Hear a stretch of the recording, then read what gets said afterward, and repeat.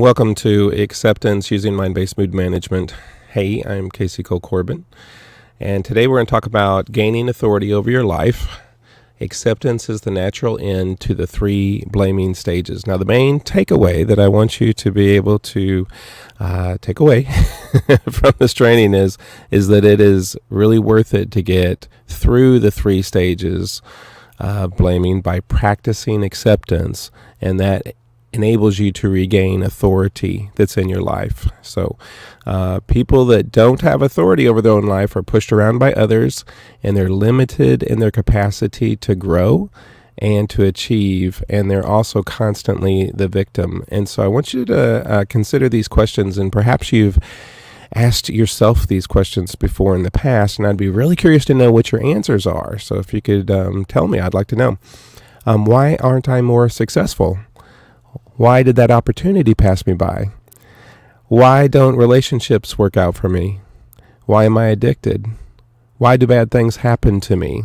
And why am I stuck? And so I'd really love to know your answer. So we'd love to see that. Hey, Alan, thanks for joining us. That's great. Other people, please say hello. And maybe even include your answer. And let me share my screen with you, so you can see what we're looking at. Boom. Okay.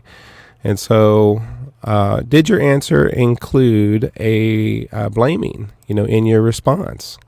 And so that would be something that we call the blame game. And let me just start off by saying that that's not all bad. All right. So it's a temporary defense mechanism that our mind automatically uses to keep us from sinking too low in the way that we feel about ourselves. And so all defense mechanisms are different forms of denial. And blaming usually kicks in after we have behaved in such a way that we're disappointed in who we are. And so when we think of ourselves too low, we're kind of in danger. And this activates the fight or flight syndrome, which is also meant to preserve our life, so it also is good. But unfortunately, it enables our beast brain to wake up, and that's a bad thing. So try not to think about the times that you blamed as bad, but instead think of it as like a flashing indicator light in the control room of your mind that warns that action needs to be taken. And specifically, it needs to tell you two things. One is that, hey, there's some inner work that I need to do. And number two is I need to get down on it, because blaming is not something I want to stay in. Again, it is meant to be a temporary, let me kind of point fingers towards somebody else because there's too many pointed at me right now, but then go back around and go, okay, let me take personal responsibility. Let me do the inner work that I need to do. So the fix is to get out of blaming and to achieve authority over your life and where you're going. And authority goes hand in hand with responsibility. We need to have equal levels of both authority and responsibility. We have authority in every area of our life that we take responsibility for. And when we realize that we are blaming, it is not helpful to then beat ourselves up. Instead, we want to respond with compassion towards ourselves and then forgive ourselves and then do the inner work to move on through the following three stages. Let's talk about those three stages. Before I do, let me just speak a little bit about the compassion response versus the shaming response. So frequently when we find ourselves having made a mistake or doing something wrong, maybe even hurt ourselves or hurt other people, we begin this shame process, right? So I just want to say to you that although maybe your mom said shame on you when you were a kid, God is always saying shame off of you. And so he wants us to have that freedom. So the three blaming stages typically we go through or grow through. You see what I did there? The many different stages of denial, including blaming. So the first stage of the three blaming stage is to blame other people.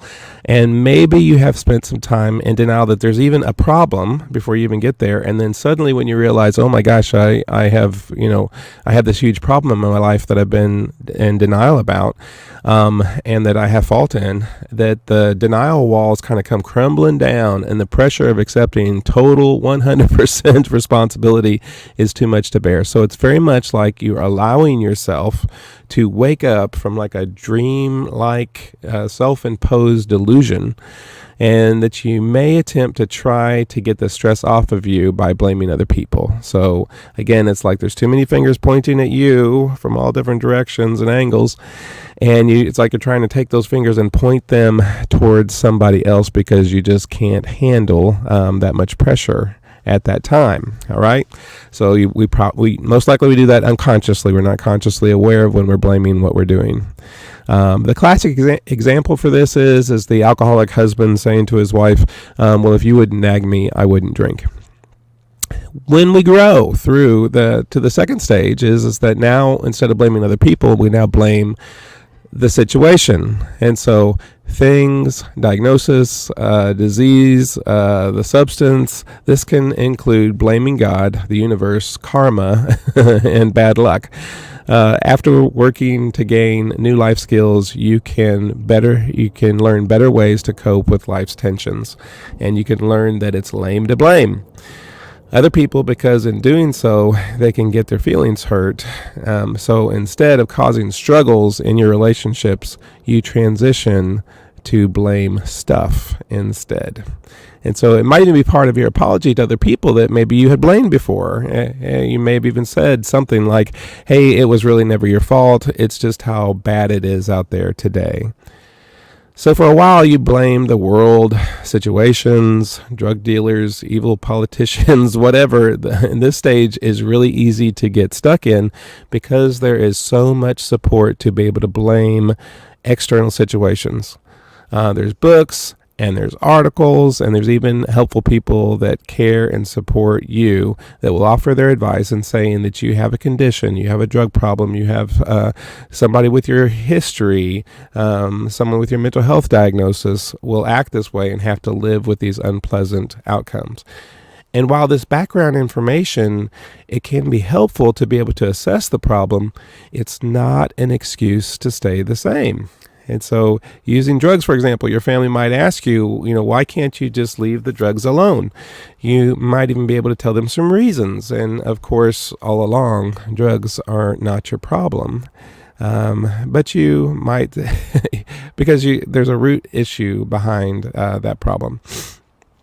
You might even say, well, I am a good person, but when I was in my addiction, the cocaine made me steal, or when I drink, the alcohol made me abuse my wife. The third stage that we get to, which is kind of like the destination, is that we finally are going to blame ourselves. And so first one is to blame others, second one is to blame the situation, the third one is to blame yourself. Finally, the last great barrier to taking responsibility for your life and action is to not blame other people or blame the situation, but now take personal responsibility. You will know you're successful in this last stage when you can say something like, my problems are because of my character defects and my shortcomings that I did not work on. I let them run amok in my life. Now you have identified something that you can work on. This is crucial because there's almost nothing you can do about other people or the situation out there, but you can do something about yourself. In fact, you are the only variable in this whole equation that you have any control over. And so the last hurdle is that people overcome is from blaming themselves or blaming the situation is to take personal responsibility for their actions. And two huge helps in this is the Serenity Prayer and also the definition of insanity. There is an important distinction that I need to make while we are talking about blaming yourself, but it's really about taking personal responsibility for where you are now. So we're not talking about whose fault it is. We're talking about why it is still affecting you. For example, someone that is suffering from the traumatic effects of having been raped would definitely not make the rape their fault in their mind. No. But the suffering years later is something that a person can take personal responsibility for. They can make the choice to talk about it in therapy. They can do the inner work for healing. They can now spend time, energy, and resources towards getting to a better place of contentment now. And that is how they take the blame for where they are now. So remember, if you're in stage 2, this is not bad. you should feel successful in accomplishing growth to this level. So take hope. Know that there is something better beyond this and expect better things once you continue to grow and take more personal responsibility. So we are mature in any area in our life that we take personal responsibility. So let me say that again. We are mature in any area of our life that we take personal responsibility. How do I move forward? Well, the first is knowing, and the knowledge that I'm sharing with you now, it gets you about halfway there. And after hearing this, well, now you know, and you can't unknow. And so the rest is some deep inner work. Why? Well, there's reasons why you blamed certain others in certain situations. These are telling. They tell us of the work that we need to do in order to go to your past and get you unhooked. And so once we do, you will enjoy a life of freedom that comes from taking the blame. So let's do an affirmation together, just to kind of cement our learnings together, and then we'll do an activation thought exercise too. Affirmation, kind of repeat this in your mind, saying it to yourself. I accept that blaming is natural and that it might have temporarily helped me cope. I have wrongly blamed other people and situations, and now I am moving forward. Each day I take more personal responsibility, and in doing so, I'm taking back my authority in my life. I am taking my blame. I am taking my responsibility. I am taking my authority. Let's say it one more time. I accept that blaming is natural, and that it might have temporarily helped me cope. I have wrongly blamed other people and situations, and I am now moving forward. Each day I take more personal responsibility, and in doing so, I am taking back my authority in my life. I am taking my blame. I am taking my responsibility. I am taking my authority. Now, if you're in a place where you can do a closed eye thought activation exercise, then I'd like for you to do that now. You can even begin now is get comfortable and be in a more resting or reclining situation if possible. Certainly don't be driving or operating heavy equipment. So I'm going to remind you of the primer meditation called autogenic training. And so hopefully you have practiced that before. And so let's just start with some deep breaths, inhaling all the way down to your belly with deep breaths and long exhales. And with your eyes slowly closing on your next exhale, I want you to think about your hands. Like part of your mind is diagramming or building a picture in your mind of your hands and the way that they are laying on your lap maybe, really focusing on your hands, their shape and position. And now I'd like for you to compare your right hand to your left hand, wondering which will feel relaxed the first. And as you focus on your hands, think of the word warm. And now repeat this sentence in your mind. My hands are warm. With curiosity as far as which hand is feeling warmer than the other. And now think of the word heavy. And as you think about your hands with curiosity as far as which hand is feeling more heavy than the other. And now say this sentence in your mind 3 times. My hands are warm and heavy. My hands are warm and heavy. My hands are warm and heavy. And now think about your feet, diagramming them in your mind too. Now say this sentence in your mind. My feet are warm and heavy. Wondering which one will feel warm first. Which foot is feeling the heaviest? Repeat again. My feet are warm and heavy. My feet are warm and heavy.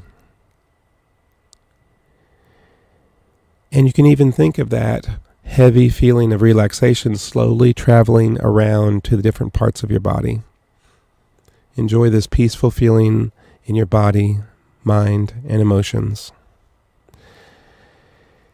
This heavy feeling is so nice and warm and relaxing. You told yourself to feel heavy, and your body responded, and it feels great.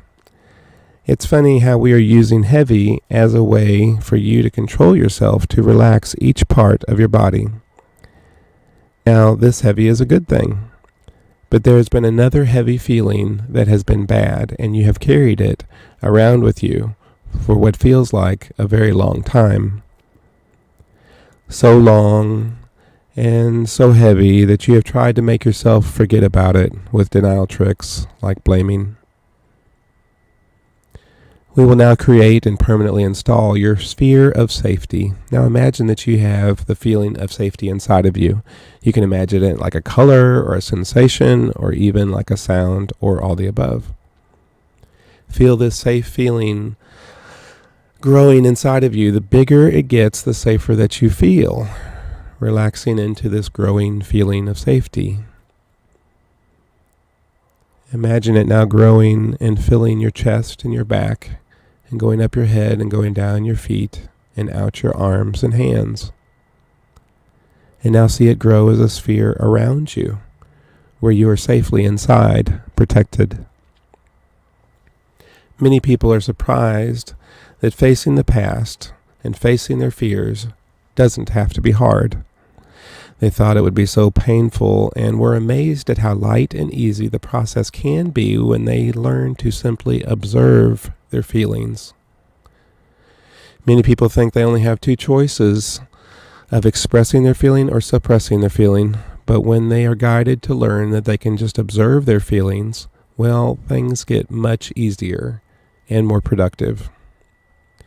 You will now observe your feelings, and in do so, will automatically do several things. You will accept that they are in fact your feelings. You will own your feelings and the reasons for them. You will take authority over your feelings and your life. Observe some of your feelings now, even some of the heavy feelings. The weight of responsibility for failures also feels so heavy. You can now see why you tried to get help by carrying it by other people and blaming other people. It was your way of saying, come over here and help me bear this weight.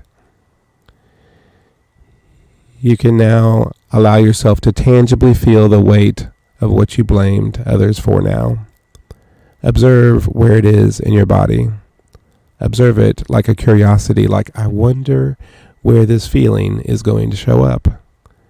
Will I feel the feeling in my stomach, my chest, my toes, or somewhere else? Realize that it doesn't really matter where, and there's no wrong way or right way to do this, nor do you have to try to make anything happen, because you are simply observing something that is already there, something that has been there for a long time, perhaps.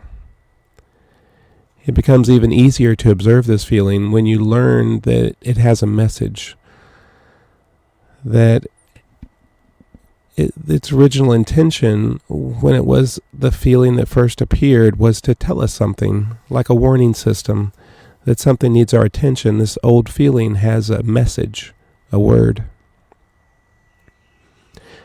Now use your creative visualization to see an arrow sign, like those old lighted and lettered signs with a big arrow. And this one is pointing at you. It's like that thing that part of you labeled yourself is now a word that is lettered on that arrow sign. Allow yourself to accept that part of yourself said that ugly word about you. For some people, their word is druggie, or others alcoholic, and still others is adulterer, thief, liar, cheat, con, pervert, trash, etc.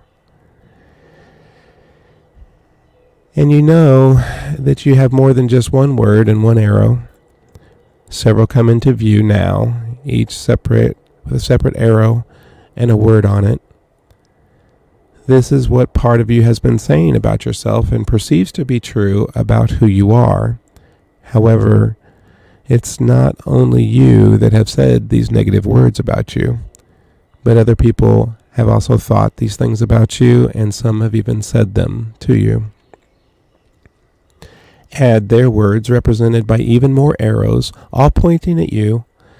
Some people have hundreds of them pointing at them 360 degrees around in all angles in 3D, all pointing at you. This is the bad, heavy way that you feel about yourself, not just now, but all the time. It's just that you don't allow yourself to connect to these feelings most of the time. But here and now, your safety sphere that you created, you feel secure enough to be able to face this. Your safe feeling sphere now grows even bigger to encompass all of the arrows and all of the words. It's like that you can see all of this from an outside perspective, like a part of you is about 100 yards away, seeing that other you over there in the middle of all those ugly signs and arrows pointed at that you over there. From this distance, you can feel a healthy detachment from the feelings, like they are just facts. It's a fact that you have said or felt these things about yourself at some point in the past. Others have too. So it's like a fact recorded in a historical document about you. And that's all they are. Little facts about what was said or thought. While some are inaccurate, it's true that some of them were an accurate description of your behavior at the time, in the past. But those words really don't define who you are now. They just might have described what you did back there in the past. The choice and the behavior has been done in the past. It's over. Your higher self knows that you have grown beyond that. You are something more than some of those old facts and maybe even some fiction about something that you did back then. You can be more, and even now you are more, and you are even growing to become more. Not only does your higher self know this, but God knows this, and He is for you and not against you. He loves you just the way that you are and is actively working on your behalf to help you improve, to become someone even better. He never believed those ugly words about you. You can feel that God doesn't feel that way about you. He doesn't think of you like that, because God doesn't define you by those words, and you don't define yourself by them either any longer. From this distance, seeing those arrows and all those words pointing at that other you over there, you can see God's huge hand move. Maybe you can see Him turn those arrows away from you and point them at Jesus instead. Or maybe you can see His hand smash the arrows and the words like they are brittle, thin paper that splinters into a million pieces and are blown away. Or maybe you see Him snap His finger and they all turn to dust. Either way, they're just no longer there, and they're no longer pointing at you.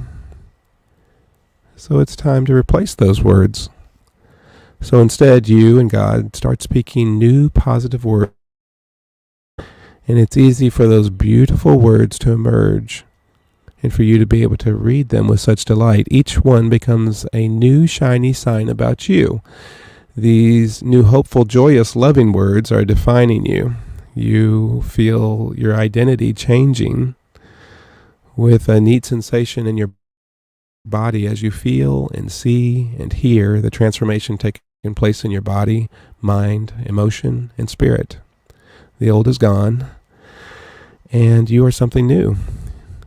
You can even see that other you over there feeling so relieved and light and free.